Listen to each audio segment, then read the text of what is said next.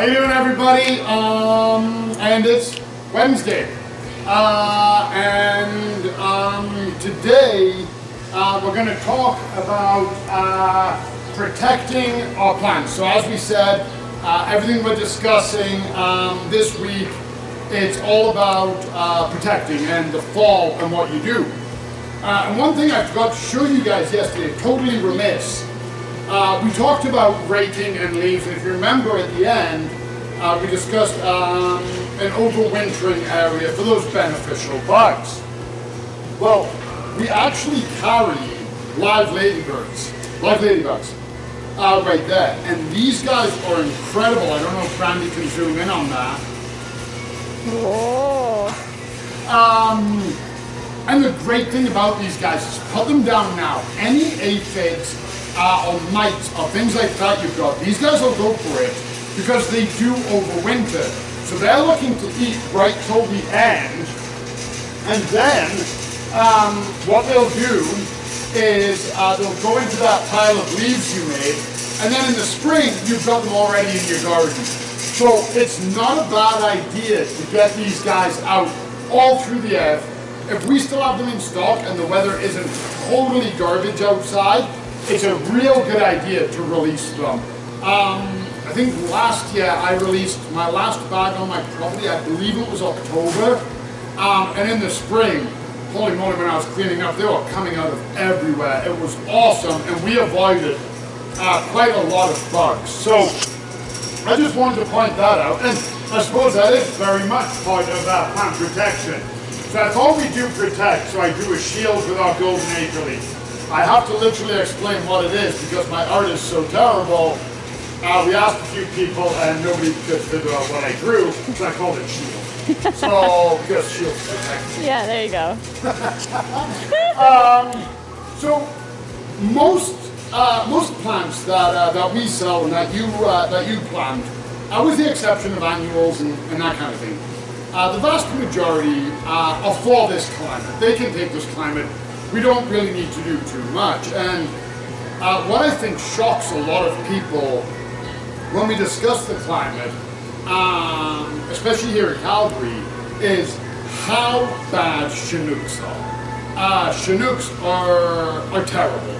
They're great for us. They give us a week, 3 days, 2 weeks. They alleviate that winter for us. And they're great. Some days you come to work, it's -10, you leave work, it's +20. Something like that. Insane. If you're not from Calgary, ridiculous temperature swings. For those who suffer from migraines, I've got a couple of friends. Jenny is one of them. Not that I'm referring to Jenny as a friend. Well, she is a friend, but she's also my wife. But I have a few friends, and Jenny, who suffer from migraines, and Chinooks can be deadly for them. My heart breaks. The vast majority of us love a Chinook. The plants hate it. A lot of times, because of Chinooks and our high altitude, we can get winters where we get minimal snow coverage.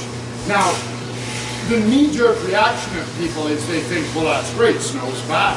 No, snow is an insulator. Snow actually protects plants. You go to the East Coast, Montreal, especially New Brunswick. I lived in New Brunswick for a number of years. And I'm not kidding, you can get snow by the end of the year. Snowbank's taller than me. And there is zone 5B. Partly because of that snow, it insulates everything under it. If you've got this much snow on top of a plant this big, it can only get so cold. It doesn't matter if it gets -40, it's not hitting that plant. That plant isn't waking up early if you get an unseasonably warm day. So it's insulated, it's locked in its dormancy. Meanwhile, we get very little snow, we get a Chinook, it melts the snow we've got, which puts water into the ground, and then the plants start waking up. We've seen plants wake up here in Calgary in February. Then we're hit by -40. What we've been talking about fertilizing and new growth, -40 is significantly more than a frost. So the Chinook is brutal. So with that being said, a lot of the plants we sell, the vast majority, can handle the Calgary weather. But there's always the time too on your property, maybe you're in a wind tunnel, maybe where the wind comes down your street, it just blows hard onto your property, and every year your junipers are getting burnt. Maybe you get a ton of snowdrifts coming up against it, and plants are getting crushed or broken because of the weight of that. So even though a plant might be designed for the zone, there's microclimates where you might have to give a little bit more protection. And indeed, certain plants are going to need that as well. So when you factor in Chinook and lack of snow, and again, if you're not from Calgary, I'm not making this up when I say it, we do have minus 35, minus 40 days, weeks, and it's just a deep freeze. With no insulation on those plants, spruces and hostas, they're going to come back. But some of your more tender perennials, delphiniums, astilbes, some exotic daylilies, ones like that, they might need a bit of extra protection. And that might be as simple as putting a mulch on them. So there's a couple of different types of mulch. I just grabbed two totally different brands that we carry. These are Eco Chips, and we carry the Rocky Mountain Landscape Bark. Now, a lot of people love this mulch in the summer for the aesthetic quality. It looks like a forest floor. It's great. I love the aesthetic of that. How can you not? But it's not great for protection of plants. When you pile it up, there's a ton of holes in it. And wind can get in there, moisture can build up. Then you've got ice freezing onto the plant, which is really bad. So this kind of mulch here, which is more of a shredded mulch, is way better. Again, you know, I'm making such a mess here. You're not going to get a hole, but it allows it to breathe. Every year I get people asking, well, can I just use soil or peat moss? You can. I really don't recommend it.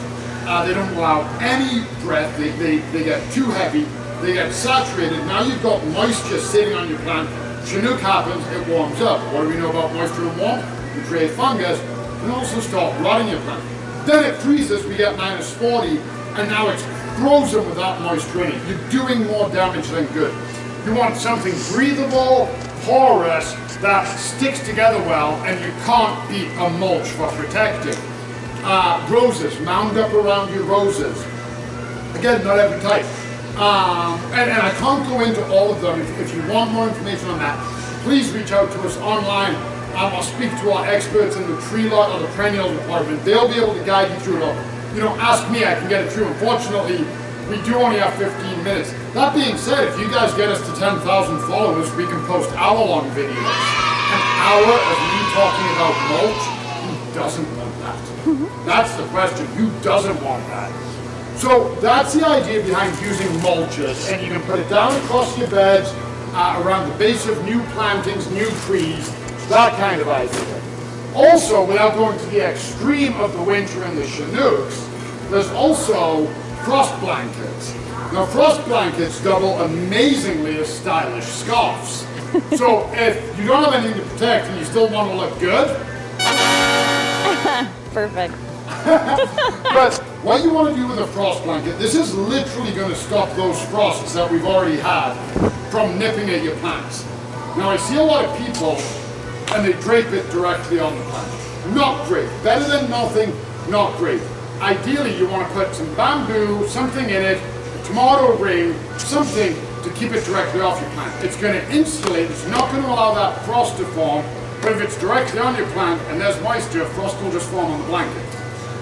So ideally you want to keep it slightly off your plant, allow that air circulation in, and make it so that you can take it off. You'll notice it's white. You leave this on during the day and it's going to be reflecting all the sun's rays away. You want to put it on overnight, take it off in the morning, let the plant get it, oh, there's frost warning, put your frost blanket out. And then another one I see a lot of people using, and unfortunately they use it incorrectly, is burlap.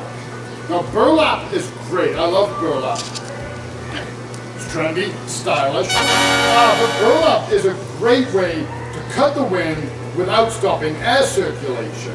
But I see a lot of people, again, if that's their tree, they drape it directly on. Now if that's a juniper, all of your branches are poking through, you've done nothing. They're going to dry out, they're going to get burned. I hear people every year like, I don't get it, my juniper's all burnt, but I put burlap on it. What you want to do, ideally, if this right here is the juniper, put a stake in the garden. You don't want to go through the root ball, so come out of it, and attach your burlap onto the stake, go to another stake, go to another stake, so your tree's in the middle. This will cut the wind. It won't prevent it, but we don't want it prevented. We just want to stop the force of it, and we want to cut the cold. And that's what this will do. Directly touching your tree, same as the frost blanket we just mentioned. It's going to hold moisture on there. The tips are poking through, so it's doing absolutely nothing. And if you've got an area where the wind is brutal, you're on an acreage, you're on the prairies, and the wind just howls, just double it up. Double it up. And again, keep a distance away. You don't want too far away, otherwise the wind can get in. Best thing to do, look where your root ball is, come slightly 6 inches outside your root ball, 3 stakes, 4 stakes, something like that. Put it around, use a staple gun. Put it in some wooden stakes. It's really, really easy. I might do a demonstration because I do see burlap used incorrectly a number of times. Maybe one day Brandy and I will go out and we'll just wrap a tree and show you guys how to do it. It's a little early now. Maybe we'll do that one later without it being GAKidsTV and just post a lone video of how to do it. So that's what you want to do there. Now, another one, a lot of you have been growing herbs. And you love your herbs, as you should, they're great. But now it's coming and you want to keep them alive, but how do you do it? If they're in a pot, get them in the ground. Things aren't really going to live in pots. That whole root ball freezes. It's above ground, so it's exposed to -41. Those roots get hit with that, they are done. Lift them out. If you don't want to lift it out, you're worried that you're going to damage the roots, you don't know what you're doing, there's too many, you can always dig a hole and sink the whole pot into it. Find somewhere where it's protected. Mound mulch up around it. Not the best. Ideally, get it below ground level, but insulate that pot. Put it in cold storage in a garage if you have to. There are tricks you can do, but leaving anything in a pot, any kind of perennial, tree, herb, precious little chance. There's always exceptions, but the vast majority of the time, it will not make it through the winter. It will die. And at the risk of sounding like a broken record, the other thing, water. Water, water, water, water. Even though those plants are going into dormancy, there's still activity until those roots, remember I've drawn it a few times now, those roots are encased in ice, there's still activity happening. It might be slow. Plants move slow anyway. When they're cold like that, we can't even perceive it, can't even imagine it, but it is happening. You let it dry out going into a winter like that, it's not good. So water right till the end. And if we get a particularly long chinook for a couple of weeks, and you see some plants starting to break dormancy, do not fertilize. Do not fertilize, even worse than fertilizing in the fall. But it's not going to hurt if you have to get water. If they're growing in dust, water, don't water buds or foliage, get it on the roots. So that's protection of your garden in a nutshell. How to protect your plants and get them through the winter. Like I said, if you got any questions, specific questions, every year my junipers are dying. What do I do? Hit us up, let us know. We'll get some more information from you, maybe its location. Maybe if you've tried it 3 times, the juniper isn't for you. Maybe we are up the game to a spruce or something like that. But let's have that conversation. I can't go into every plant right now, but we can certainly answer those questions. I just want to wrap it up. I got in trouble yesterday for not saying bye. Thought I did. Apparently I didn't. So we're not going to make that mistake again. I don't know, I'm getting dirty laps. Woo! Killing it. But yeah, that wraps us up for today.